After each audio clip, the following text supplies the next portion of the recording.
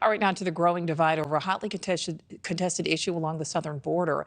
It all stems from razor wire put in place by Texas along the Rio Grande and Eagle Pass. The Supreme Court ruling federal agents can resume cutting that wire, but Texas is now doubling down, adding even more of it. NewsNation's Allie Bradley is live. And Allie, there's a significant deadline just hours away.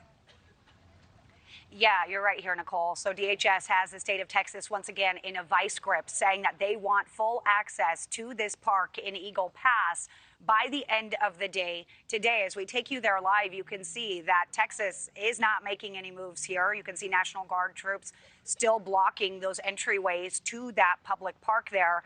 The state seizing that area over a week ago now. And Texas has the support right now of 25 governors across the nation. Half of the country is behind the governor here. North Dakota Governor Kristi Noem, she just arrived in Eagle Pass.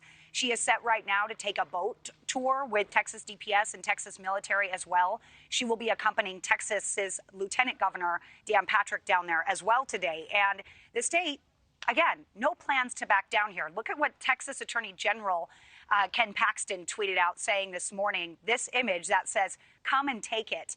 Well, we've learned that Texas does plan to expand their efforts. They are implementing a multi-phase plan to deploy razor wire for at least 6 additional miles outside of the 2 that are currently strung in Eagle Pass. Shelby Park was phase 1 of that plan, according to sources. Now, with today's deadline looming, we reached out twice to DHS. We have been trying to get answers for them, asking what kind of consequences Texas can possibly face if they don't allow the feds to get into Shelby Park. Well, we have not received an answer from them, but Texas Representative Keith Self tells us that Governor Abbott is well within his rights to protect that border. This is a constitutional standoff. Texas has the right to repel an invasion if the Biden administration fails, which they have failed miserably.